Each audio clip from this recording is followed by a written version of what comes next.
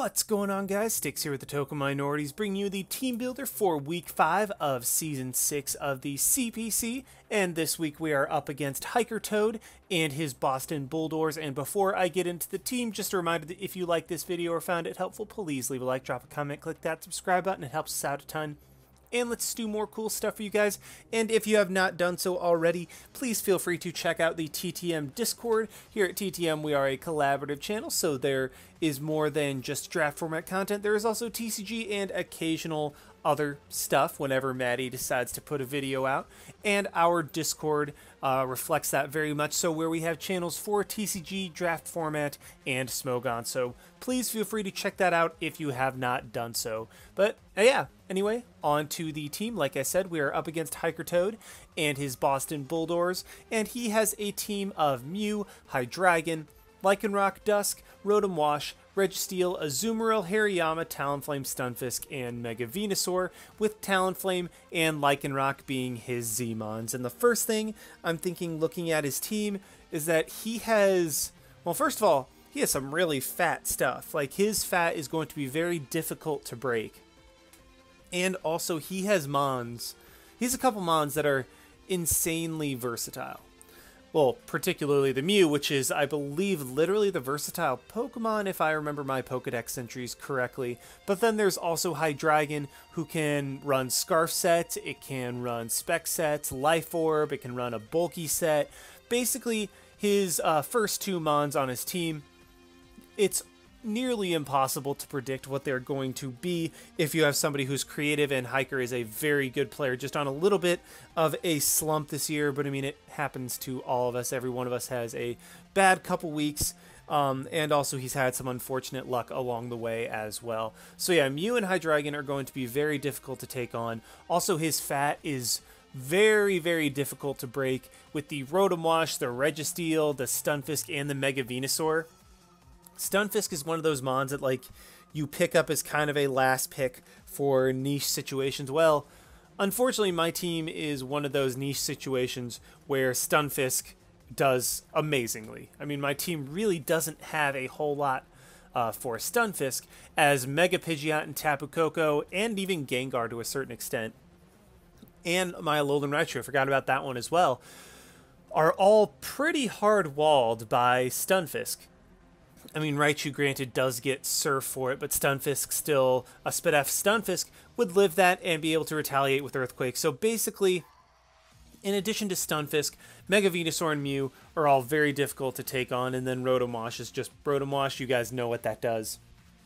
Especially if you have played Smogon at any point, it just kind of is annoying, spreads around burn, pain splits up, yada, yada, yada. So, yeah, definitely going to have some difficulty trying to break through his team with the team that I have. However, that being said, I am noticing that a couple things that I have definitely can cause him some problems. If I hazard stack, that's a huge, huge issue for him, as he's forced to either have Rotom Wash or Mew as defog. I guess Hydreigon to an extent as well, but against my team, I feel like Hydreigon has 4 move slot syndrome quite badly, so it won't necessarily want to run defog. So I'm thinking Mew or Rotom will be forced to run defog. Otherwise, my hazard stack will be very, very effective against him, and that's kind of what I'm going to try to base his team around, is that it's pressuring him, easing prediction on my end, not having to predict, and then hazard stacking and cleaning up when I need to. So that's ultimately the goal, and let's hop right into what I am actually going to be bringing. The first thing I am bringing is Tapu Koko, and I just realized I said goal really weirdly a couple seconds ago, but that's beside the point. The first thing we have is a physical Tapu Koko.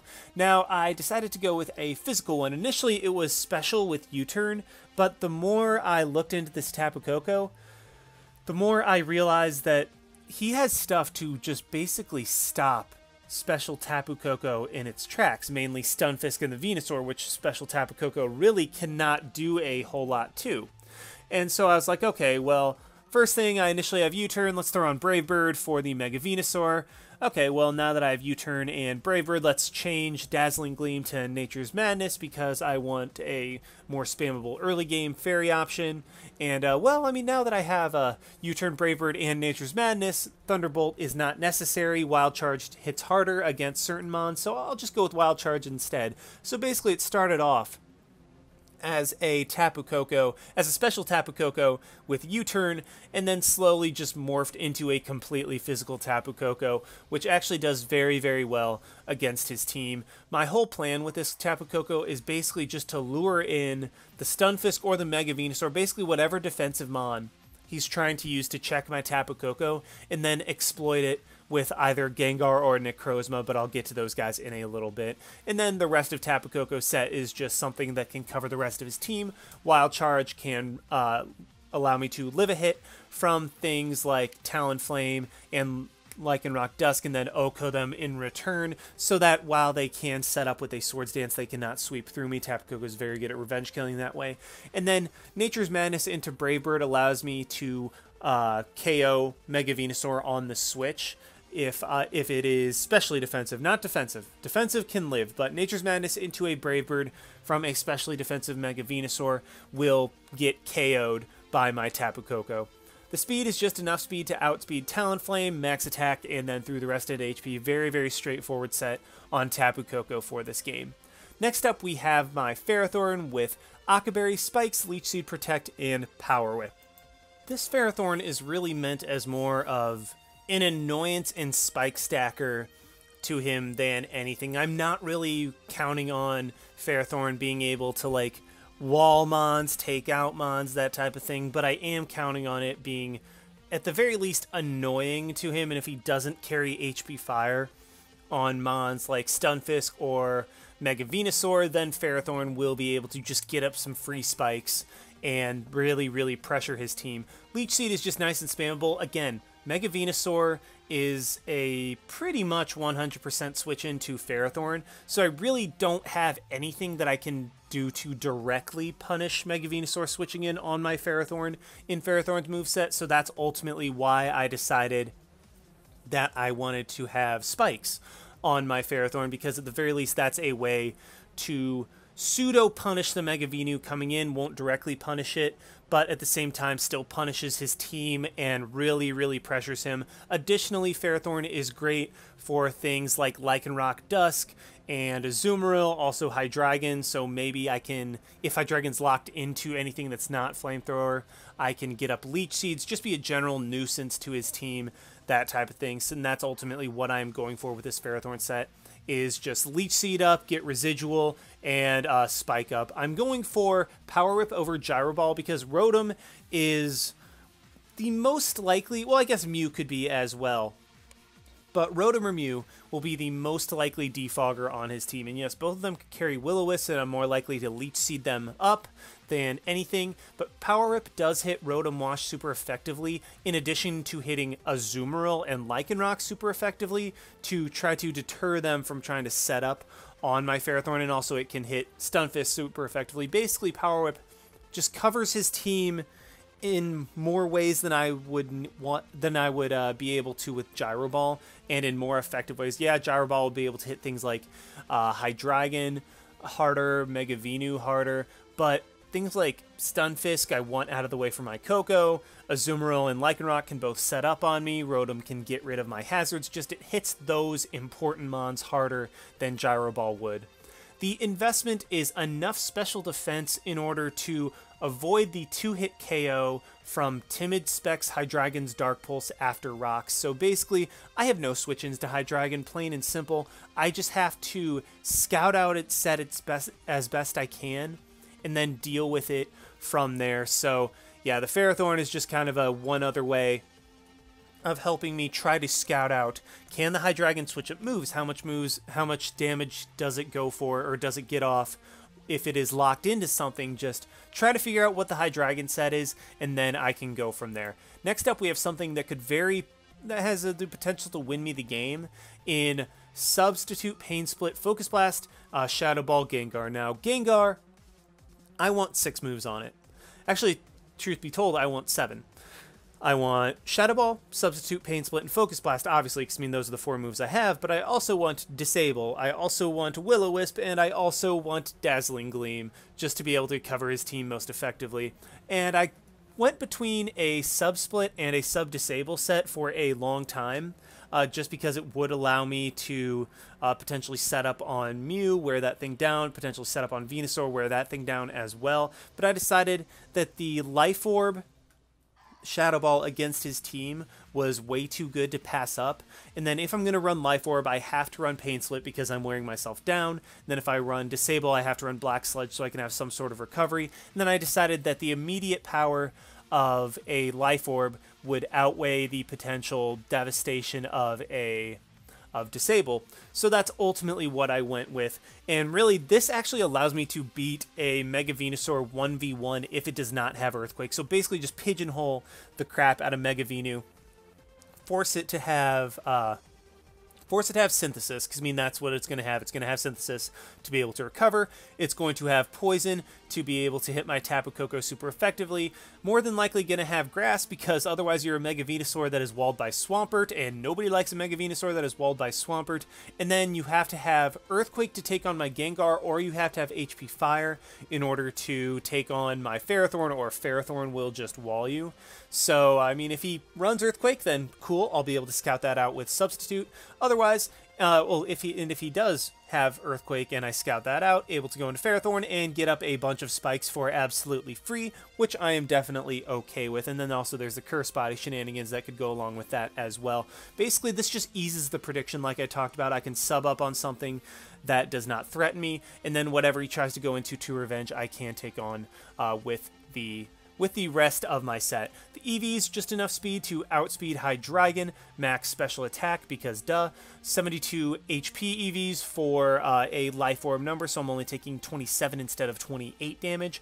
And then 24 into Spadef just to help me take Mega Venusaur's hits better so that it is less likely to break my sub.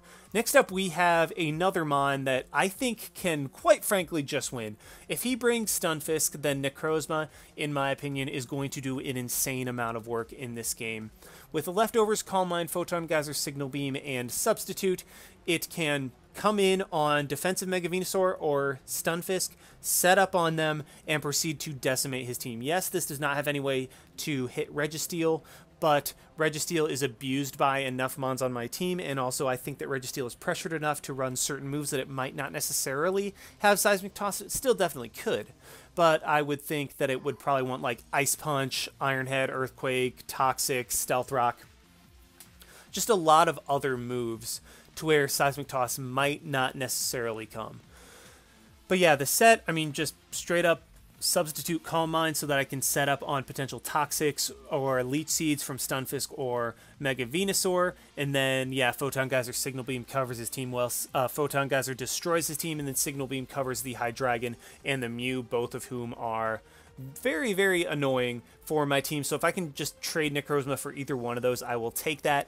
And then the set, enough speed to guaranteed outspeed Azumarill, enough HP and Spadef so that I am never having my sub broken by a Stunfisk's Earth Power, by a defensive Stunfisk's Earth Power. If it has no investment in special attack, I will never have the sub broken by that, and then just the rest into special attack along with Modest to hit as hard as possible.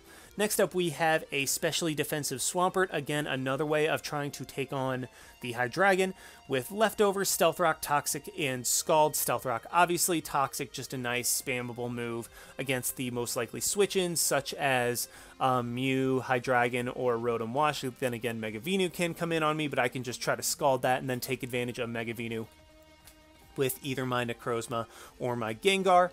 And yeah, just get rocks up. Protect helps me scout. Toxic and Scald are just spammable for residual damage, that type of good stuff. And yeah, that's just fairly straightforward on what I'm doing with Swampert. The EVs are enough Spadef to guaranteed live 2 Life Orb Draco Meteors after rocks. That in itself already takes care of the Specs Dark Pulse scenario. This just is a little bit more, if he is Life Orb, then Swampert's going to be like, okay, I can come in, I can either take 2 Specs Dark Pulses, I can take 2 Specs Draco Meteors, just whatever Hydreigon wants to go for if it is Life Orb, Swampert will be able to take, and then in tow, it will also be able to take on Scarf just as well. As for the EVs, we have, like I said, enough for the guaranteed avoid the 2-hit KO from Life Orb Draco Meteor, through the rest into defense, and then 12 into speed for a speed creep. And finally, we have a Choice Scarf Buzzwole with Leech Life, Thunder Punch, Superpower, and Earthquake. Just all the coverage I need for his team, just be able to revenge kill things.